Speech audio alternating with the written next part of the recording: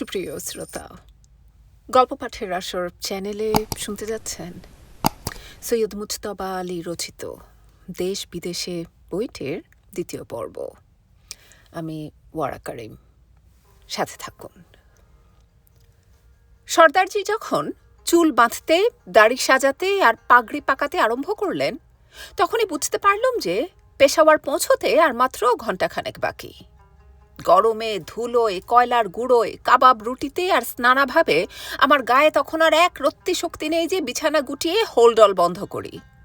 কিন্তু পাঠানের সঙ্গে ভ্রমণ করাতে সুখ এই যে আমাদের কাছে যে কাজ কঠিন বলে বোধ হয়, পাঠান সেটা গায়ে পড়ে করে দেয়।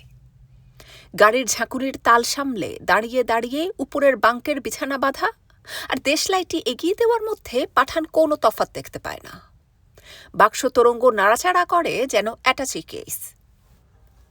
ইতিমধ্যে গল্পের ভিতর দিয়ে খবর পেয়ে গিয়েছি যে পাঠান মুল্লুকের প্রবাদ, দিনের বেলা পেশাওয়ার ইংরেজের, রাত্রে পাঠানের। শুনে গর্ব অনুভব করেছি বটে যে বন্দুকধারী পাঠান কামানধারী ইংরেজের সঙ্গে পাল্লা দিতে পারে, কিন্তু বিন্দুমাত্র আরাম বোধ করিনি। গাড়ি পেশাওয়ার পৌঁছবে রাত 9টায়। তখন যে কার রাজত্বে গিয়ে পৌঁছবো তাই নিয়ে মনে মনে নানা ভাবনা ভাবছি। এমন সময় দেখি গাড়ি এসে পেশাওয়ারেই দাঁড়ালো। বাইরে ঠাঠা আলো।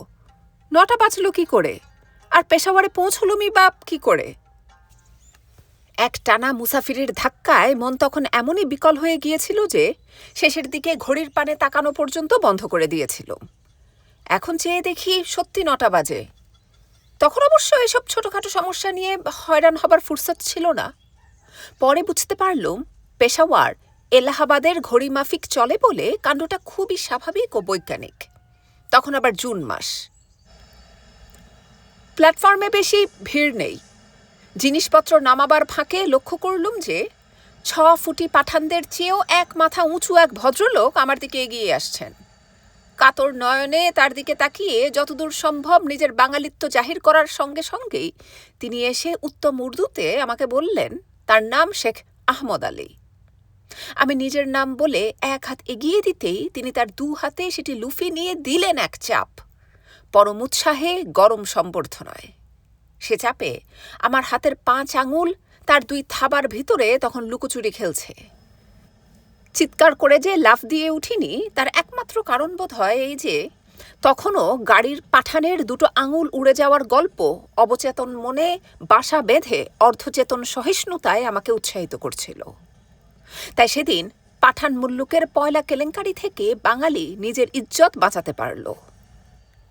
কিন্তু হাতখানা কোন শুভ লগ্নে ফেরত পাবো সে কথা যখন ভাবছি, তখন তিনি হঠাৎ আমাকে 2 হাত দিয়ে জড়িয়ে খাস পাঠানি কায়দায় আলিঙ্গন করতে আরম্ভ করেছেন। তার সমানে সমান উঁচু হলে সেদিন কি হতো বলতে পারি নে, কিন্তু আমার মাথা তার বুক অবধি পৌঁছয়নি বলে তিনি তার এক কড়া জোরও আমার গায়ে চাপাতে পারছিলেন না। সঙ্গে সঙ্গে তিনি উর্দু পশতুতে মিলিয়ে যা বলে যাচ্ছিলেন তার অনুবাদ করলে অনেকটা দাঁড়ায়, ভালো আছেন তো, মঙ্গল তো, সব ঠিক তো, বেজায় ক্লান্ত হয়ে পড়েননি তো? আমি জি হা জি না করেই যাচ্ছি আর ভাবছি গাড়িতে পাঠানদের কাছ থেকে তাদের আদব কায়দা কিছুটা শিখে নিলে ভালো করতুম। পরে ওয়াকিফহাল হয়ে জানলুম বন্ধু দর্শনে এইসব প্রশ্নের উত্তর দিতে নেই, দেওয়া কায়দা নয়। উভয় পক্ষ একসঙ্গে প্রশ্নের ফিরিস্তি আউড়ে যাবেন অন্তত 2 মিনিট ধরে। তারপর হাত মিলানা বুক মিলানা শেষ হলে একজন একটি প্রশ্ন শুধাবেন, কিরকম আছেন? আপনি তখন বলবেন শুকর আলহামদুলিল্লাহ, অর্থাৎ খুদা তালাকে ধন্যবাদ। আপনি কিরকম? তিনি বলবেন শুকুর আলহামদুলিল্লাহ। সর্দি কাশির কথা ইনিয়ে বিনিয়ে বলতে হলে তখন বলতে পারেন, কিন্তু মিলনের প্রথম ধাক্কায় প্রশ্ন তরঙ্গের উত্তর নানা ভঙ্গিতে দিয়ে যাওয়া সাখত বেয়াদবি। খানিকটা কোলে পিঠে খানিকটা টেনে হিঁচড়ে তিনি আমাকে স্টেশনের বাইরে এনে একটা টাঙায় বসালেন। আমি তখন শুধু ভাবছি ভদ্রলোক আমাকে চেনেন না জানেন না, আমি বাঙালি তিনি পাঠান, তবে যে এত সম্বর্ধনা করছেন তার মানে কি, এর কতটা আন্তরিক আর কতটা লৌকিকতা। আজ বলতে পারি পাঠানের অভ্যর্থনা সম্পূর্ণ নির্জলা আন্তরিক। অতিথিকে বাড়িতে ডেকে নেওয়ার মতো আনন্দ পাঠান অন্য কোনো জিনিসে পায় না। আর সে অতিথি যদি হয় বিদেশি তাহলে তো আর কথাই নেই। তারও বাড়া যদি সে অতিথি পাঠানের তুলনায় রোগা দুবলা 5.5 ফুটি হয়। ভদ্রলোক পাঠানের মারপিট করা মানা, তাই সে তার শরীরের অফুরন্ত শক্তি নিয়ে কি করবে ভেবে পায় না। রোগা দুবলা লোক হাতে পেলে আর্তকে রক্ষা করার কৈবল আনন্দ সে তখন উপভোগ করে, যদিও জানে যে কাজের বেলায় তার গায়ের জোরের কোনো প্রয়োজনই হবে না। টাঙা তো চলছে পাঠানি কায়দায়। আমাদের দেশে সাধারণত লোকজন রাস্তা সাফ করে দেয়, গাড়ি সোজা চলে। পাঠান মুল্লুকের লোকজন যে যার মতো খুশি চলে, গাড়ি এঁকে বেঁকে রাস্তা করে নেয়। ঘণ্টা বাজানো, চিৎকার করা বৃথা। খাস পাঠান কখনো কারোর জন্যে রাস্তা ছেড়ে দেয় না। সে স্বাধীন, রাস্তা ছেড়ে দিতে হলে তার স্বাধীনতা রইল কোথায়? কিন্তু ওই স্বাধীনতার দাম দিতেও সে কসুর করে না। ঘোড়ার নালের চাট লেগে যদি তার পায়ের এক খাবলা মাংস উড়ে যায়, তাহলে সে রেগে গালাগালি, মারামারি বা পুলিশ ডাকাডাকি করে না। পরম অশ্রদ্ধা ও বিরক্তি সহকারে ঘাড় বাঁকিয়ে শুধু জিজ্ঞাসা করে, দেখতে পাস না? গাড়োয়ানও স্বাধীন পাঠান ততোধিক অবজ্ঞা প্রকাশ করে বলে, তোর চোখ নেই? ব্যাস, যে যার পথে চলল। দেখলাম পেশাওয়ারের 12 আনা লোক আহমদ আলীকে চেনে। আহমদ আলী বোধহয় 10 আনা চেনেন। 2 মিনিট অন্তর অন্তর গাড়ি থামান আর পশতু জবানে কি একটা বলেন। তারপর আমার দিকে তাকিয়ে হেসে জানান, আপনার সঙ্গে খেতে বললুম, আপত্তি নেই তো? আহমদ আলীর স্ত্রীর সৌভাগ্য বলতে হবে, কারণ তিনিই রাঁধেন, পর্দা বলে বাড়েন না। যে তাদের বাড়ি স্টেশনের কাছে না, না হলে সে রাত্রে আহমদ আলীর বাড়িতে পাঠান মুল্লুকের জিরগা বসে যেত। সরল পাঠান ও সুচতুর ইংরেজে একটা জায়গায় মিল আছে। পাঠান মাত্রই ভাবে বাঙালি বোমা মারে, ইংরেজেরও ধারণা অনেকটা তাই। Ahmed Ali CID inspector. আমি তার বাড়ি পৌঁছবার ঘণ্টাখানেকের ভিতর এক পুলিশ এসে আহমদ আলীকে একখানা চিঠি দিয়ে গেল। তিনি সেটা পড়েন আর হাসেন। তারপর তিনি রিপোর্টখানা আমার দিকে এগিয়ে দিলেন। তাতে রয়েছে আমার একটি পুঙ্খানুপুঙ্খ বর্ণনা এবং বিশেষ করে জোর দেওয়া হয়েছে যে লোকটা বাঙালি। আহমদ আলী যেন উক্ত লোকটার অনুসন্ধান করে সদাশয় সরকারকে তার হাল হকিকত বাতলান। আহমদ আলী কাগজের তলায় লিখলেন, ভদ্রলোক আমার অতিথি। আমি বললুম, নাম ধাম মতলবটাও লিখে দিন, জানতে চেয়েছে যে। আহমদ আলী বললেন, কি আশ্চর্য, অতিথির পিছনেও গোয়েন্দাগিরি করব নাকি? আমি ভাবলুম পাঠান মুল্লুকে কিঞ্চিত বিদ্যা ফলাই। বললুম, কর্ম করে যাবেন নিরাসক্তভাবে, তাতে অতিথির লাভ লোকসানের কথা উঠবে না, এই হল গীতার আদেশ। আহমদ আলী বললেন, হিন্দু ধর্মে শুনতে পাই অনেক কেতাব আছে, তবে আপনি বেছে বেছে একখানা গীতের বই থেকে উপদেশটা ছাড়লেন কেন? তা সে কথা থাক, আমি বিশ্বাস করি কোনো কর্ম না করাতে, সে আসক্তই হোক আর নিরাসক্তই হোক। আমার ধর্ম হচ্ছে উবুড় হয়ে শুয়ে থাকা। উবুড় হয়ে শুয়ে থাকা কথাটায় আমার মনে একটু ধোঁকা লাগলো। আমরা বলি চিত হয়ে শুয়ে থাকব, এবং এই রকম চিত হয়ে শুয়ে থাকাটা ইংরেজ পছন্দ করে না বলে লাইং সুপাইন কর্মটি প্রভুদের কাছে অপকর্ম বলে গণ্য হয়। পাঠানে ইংরেজে মিল আছে পূর্বেই বলেছি। ভাবলুম তাই বোধ হয় পাপটা এড়াবার ও আরামটি বজায় রাখার জন্য পাঠান উবুড় হয়ে শুয়ে থাকার কথাটা আবিষ্কার করেছে। আমার মনে তখন কি দ্বিধা আহমদ আলী আন্দাজ করতে পেরেছিলেন কিনা জানি না। নিজের থেকেই বললেন, তা না হলে এদেশে রক্ষা আছে? এই তো মাত্র সেদিনের কথা, রাত্রে বেরিয়েছি রোদে, মশহুর নাচনেওয়ালি জানকি বাই কয়েকদিন ধরে গুম, যদি কোনো পাত্তা মেলে। আমি তো আপন মনে হেঁটে যাচ্ছি, আমার প্রায় 50 গজ সামনে জন আষ্টে গোড়া সেপাই কাঁধ মিলিয়ে রাত্রিরের টহলে কদম কদম এগিয়ে যাচ্ছে। হঠাৎ একসঙ্গে এক লহমায় অনেকগুলো রাইফেলের কড়াক পিং। আমিও তড়াক করে লম্বা হয়ে মাটিতে শুয়ে পড়লুম। তারপর গড়িয়ে গড়িয়ে পাশের নর্দমায়। সেখানে উবুড় হয়ে শুয়ে শুয়ে মাথা তুলে দেখি গোড়ার বাচ্চারা সব মাটিতে লুটিয়ে, জন 10 আফ্রিদি চটপট গোড়াদের রাইফেলগুলো তুলে নিয়ে অন্তর্ধান। আফ্রিদির নিশান সাক্ষাৎ জমদূতের ফরমান, মকমল ডিক্রি, কিস্তি বরখেলাপের কথাই উঠে না। তাই বলি, উবুড় হয়ে শুয়ে থাকতে না জানলে কখন যে কোন আফ্রিদির নজরে পড়ে যাবেন বলা যায় না। যান বাঁচাবার এই হলো 1 নম্বরের তালিম। আমি বললুম, চিত হয়ে শুয়ে থাকলেই বা দোষ কি? আহমদ আলী বললেন, চিত হয়ে শুয়ে থাকলে দেখতে পাবেন ক্ষুধা তালার আসমান। সে বড় খাপসুরাত, কিন্তু মানুষের বদমায়েশির উপর নজর রাখবেন কি করে? কি করে জানবেন যে ডেরা ভাঙবার সময় হলো? আর এখানে শুয়ে থাকলে নয়া ফ্যাসাদে বাধা পড়ার সম্ভাবনা। মিলিটারি আসবে, তদারক তদন্ত হবে, আপনাকে পাকড়ে নিয়ে যাবে। তার চেয়ে আফ্রিদির গুলি ভালো। আমি বললুম, সে না হয় আমার বেলা হতে পারত, কিন্তু আপনাকে তো রিপোর্ট দিতেই হতো। আহমদ আলী বললেন, তওবা তওবা, আমি রিপোর্ট করতে যাব কেন? আমার কি দায়? গোড়ার রাইফেল, আফ্রিদির তার উপর নজর। যে জিনিসে মানুষের জান পোতা, তার জন্য মানুষ জান দিতে পারে, নিতেও পারে। আমি সে ফ্যাসাদে কেন ঢুকি? বাঙালি বোমা মারে, কেন মারে খোদায় মালুম। রাইফেলে তো তার শখ নেই। ইংরেজ বোমা খেতে পছন্দ করে না, কিন্তু বাঙালির গো সে খাওয়াবেই। তার জন্য সে জান দিতে কবুল, নিতেও কবুল। আমি কেন ইংরেজকে আপনার হাড়হদ্দের খবর দেব?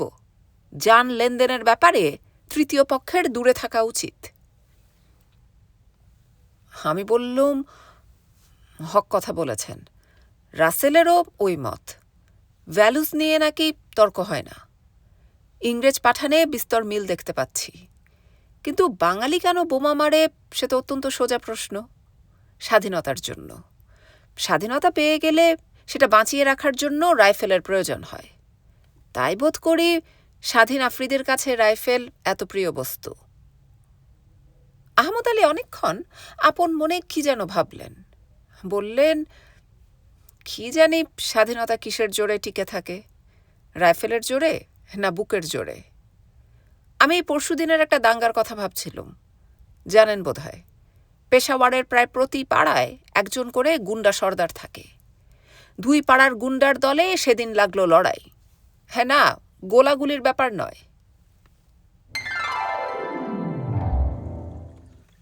যতই বলি, ভাই আহমদ আলী, খুদা আপনার মঙ্গল করবেন, আখেরে আপনি বেহেশতে যাবেন, আমার যাওয়ার একটা বন্দোবস্ত করে দিন। আহমদ আলী ততই বলেন, বারাদরে আজিজে মন, হে আমার প্রিয় ভাতা। ফার্সিতে প্রবাদ আছে, দের আয়াদ দুরস্ত আয়াদ, অর্থাৎ যা কিছু ধীরে সুস্থে আসে তাহাই মঙ্গলদায়ক। আরবিতেও আছে, আল আজলু মিনা শায়তান, অর্থাৎ কিনা হন্তদন্ত হওয়ার মানে শয়তানের পন্থায় চলা। ইংরেজিতেও আছে। আমি বললুম, সব বুঝেছি, কিন্তু আপনার পায়ে পড়ি, এই পাঠানের চালে আমার চলবে না। শুনেছি এখান থেকে লান্ডিকোটাল যেতে 15 দিন লাগে, 22 মাইল রাস্তা। আহমদ আলী গম্ভীরভাবে জিজ্ঞাসা করলেন, কে বলেছে? আমি বললুম, কেন, কাল রাত্রিরের দাওয়াতে রমজান খান, সে যে বাবরি চুলওয়ালা, মিষ্টি মিষ্টি মুখ। আহমদ আলী বললেন, রমজান খান পাঠানদের কি জানে? তার ঠাকুরমা পাঞ্জাবি, আর সে নিজে লাহোরে 3 মাস কাটিয়ে এসেছে। খাস পাঠান কখনো আটক, মানে সিন্ধু নদ পেরোয় না। তার লান্ডিকোটাল থেকে পেশোয়ার পৌঁছতে অন্তত 2 মাস লাগার কথা। না হলে বুঝতে হবে লোকটা রাস্তার ইয়ার দোস্তের বাড়ি কাট করে এসেছে। পাঠান মুল্লুকের রেওয়াজ প্রত্যেক আত্মীয়ের বাড়িতে তেরাত্তির কাটানো, আর সব পাঠানের ভাই বেরাদর। হিসেব করে নিন। কাগজ পেন্সিল ছিল না। বললুম, রক্ষে দিন, আমার যে কন্ট্রাক্ট সই করা হয়ে গেছে, আমাকে যেতেই হবে। আহমদ আলী বললেন, বাস না পেলে আমি কি করব? আপনি চেষ্টা করেছেন? আহমদ আলী আমাকে হুঁশিয়ার হতে বলে জানালেন, তিনি পুলিশের ইন্সপেক্টর, নানা রকমের উকিল মোক্তার তাকে নিত্যি জেরা করে। আমিও লাইনে কাজ করে সুবিধা করতে পারবো না। তারপর বললেন, পেশাওয়ার ভালো করে দেখে নিন, অনেক দেখবার আছে, অনেক শেখবার আছে। বোখারা সামারকান্দ থেকে সদাগরেরা এসেছে পুস্তিন নিয়ে। তাশকান থেকে এসেছে সামোভার নিয়ে। আমি জিজ্ঞাসা করলুম, সামোভার কি? রাসায়ন গল্প পড়েননি?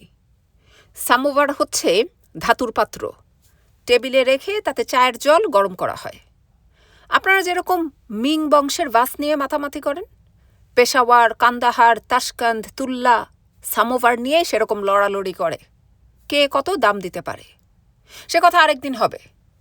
তারপর শুনুন, মাজারি শরীফ থেকে কার্পেট এসেছে, বাদাখশান থেকে লাল রুবি, মেশেদ থেকে তসবি, আজারবাইজান থেকে।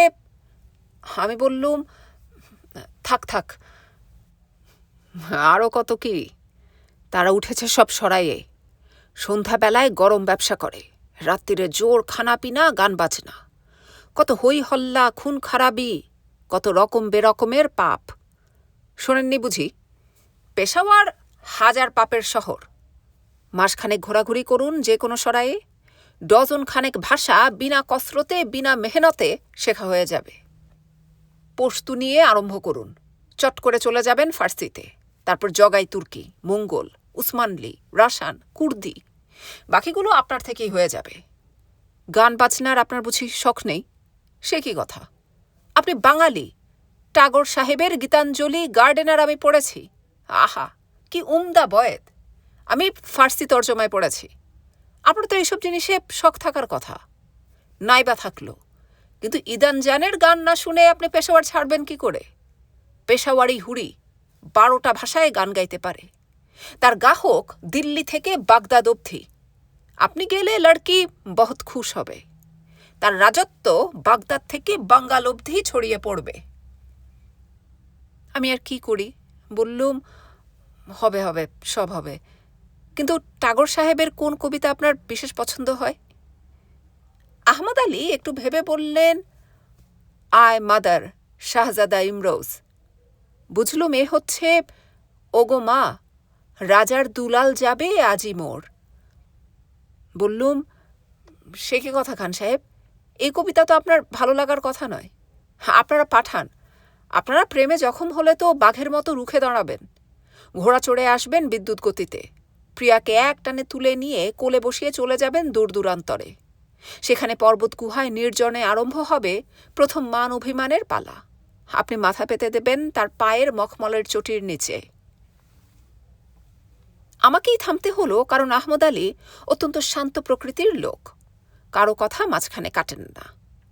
আমি আটকে গেলে পর বললেন, থামলেন কেন, বলুন। আমি বললুম, আপনারা কোন দুঃখে ইনিয়ে বিনিয়ে কাঁদবেন ম্যা ম্যা মা মা করে? আহমদ আলী বললেন, এক জার্মান দার্শনিকও নাকি বলেছেন, স্ত্রী লোকের কাছে যেতে হলে চাবুকটি নিয়ে যেতে ভুলো না। আমি বললুম, তবা তবা, অত বাড়াবাড়ির কথা হচ্ছে না। আহমদ আলী বললেন, না দাদা, প্রেমের ব্যাপারে হয় ইস্পার না হয় উস্পার। প্রেম হচ্ছে শহরের বড় রাস্তা, বিস্তর লোকজন, সেখানে গোল্ডেন মিন বা সোনালি মাঝারি বলে কোনো উপায় নেই। হয় কিপ টু দি রাইট, অর্থাৎ ম্যা ম্যা করে হৃদয় বেদন নিবেদন, না হয় লেফট, অর্থাৎ বজ্র মুষ্টি দিয়ে। নিটশে যা বলেছেন। কিন্তু থাক না এসব কথা। বুঝলুম প্রেমের ব্যাপারে পাঠান নীরব কর্মী। আমরা বাঙালি, দুপুর রাত্রে পাড়ার লোককে না জাগিয়ে স্ত্রীর সঙ্গে প্রেমালাপ করতে পারি নে।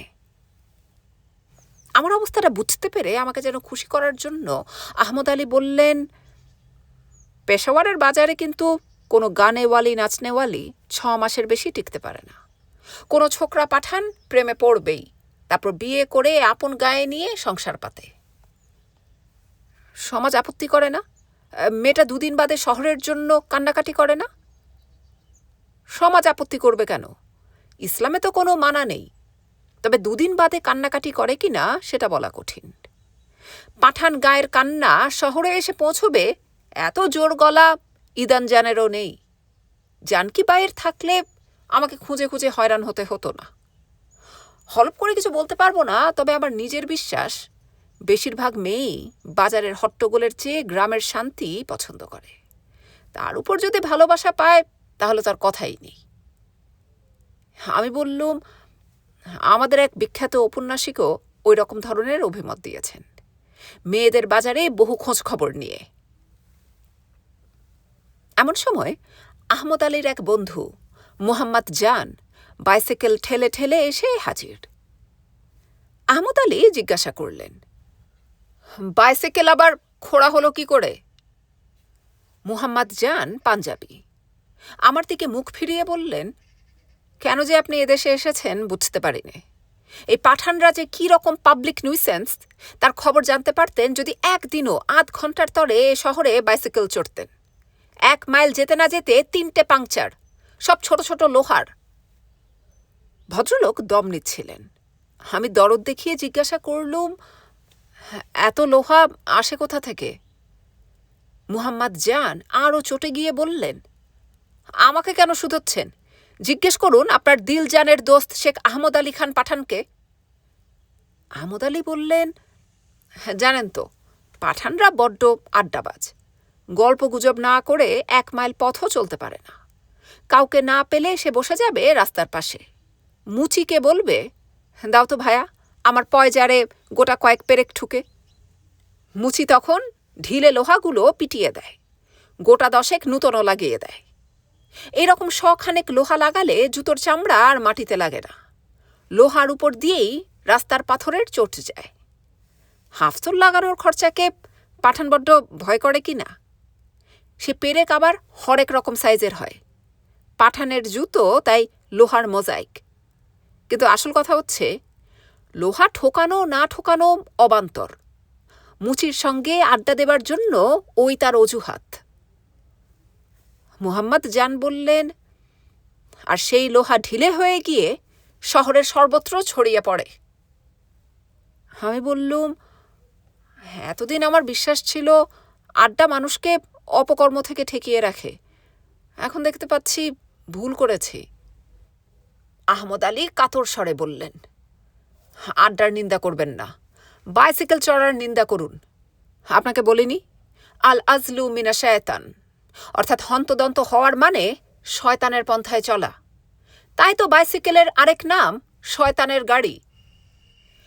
সন্ধ্যা হওয়ার সঙ্গে সঙ্গে পেশোয়ার দিনের 114 ডিগ্রি ভুলে গিয়ে মোলায়েম বাতাস দিয়ে সর্বাঙ্গের গ্লানি খেদ ঘুচিয়ে দেয়।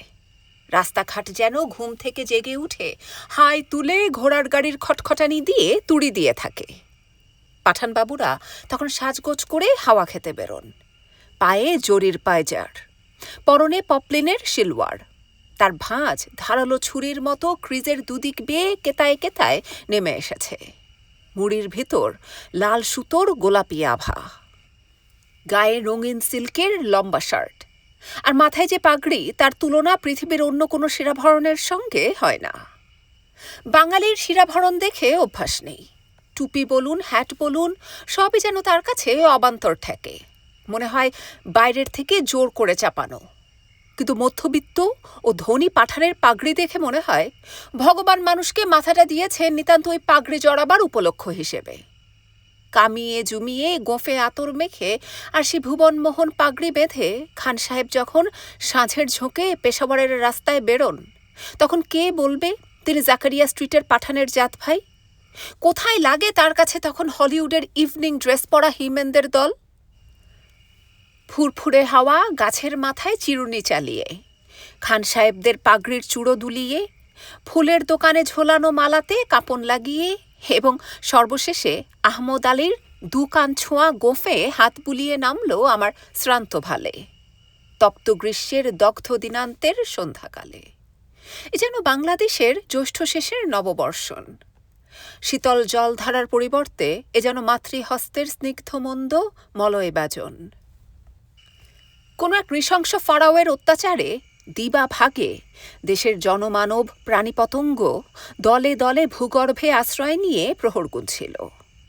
পশ্চিম পিরামিডে তার অবসানের সঙ্গে সঙ্গে উত্তর বাতাস যেন মোজেসের অভয়বাণী দিয়ে গেল। দিকে দিকে নতুন প্রাণের সাড়া, ছিন্ন হয়েছে বন্ধন বন্দির। কিন্তু জেগে উঠেই মানুষের সবচেয়ে প্রয়োজন কি আহারের? রুটি আর কাবাবওয়ালার দোকানের সামনে কি অসম্ভব ভিড়। বোরকা পরা মেয়ে, সবে হাঁটতে শিখেছে ছেলে, বাঁ হাত মরণের দিকে, ডান হাত রুটিওয়ালার দিকে বাড়িয়ে বুড়ো। সবাই ঝাঁপিয়ে পড়েছে আহারের সন্ধানে। রুটিওয়ালা সে ক্ষুধার্তদের শান্ত করার জন্য কাউকে কাতর কণ্ঠে ডাকে ভাই, কাউকে বেরাদর, কাউকে জানেমান মানে আমার জান, কাউকে আগা যান। পশতু, পাঞ্জাবি, ফরাসি, উর্দু 4টে ভাষায় সে একসঙ্গে অনর্গল কথা বলে যাচ্ছে। ওদিকে তন্দুরের ভিতর লম্বা লোহার আকশি চালিয়ে রুটি টেনে টেনে ওঠাচ্ছে রুটিওয়ালার ছোকরারা। গনগনে আগুনের টকটকে লাল আভা পড়েছে তাদের কপালে গালে। বড় বড় বাবরি চুলের জুলফি থেকে থেকে চোখ মুখ ঢেকে ফেলছে। 2 হাত দিয়ে রুটি তুলছে, সরাবার ফুরসত কই।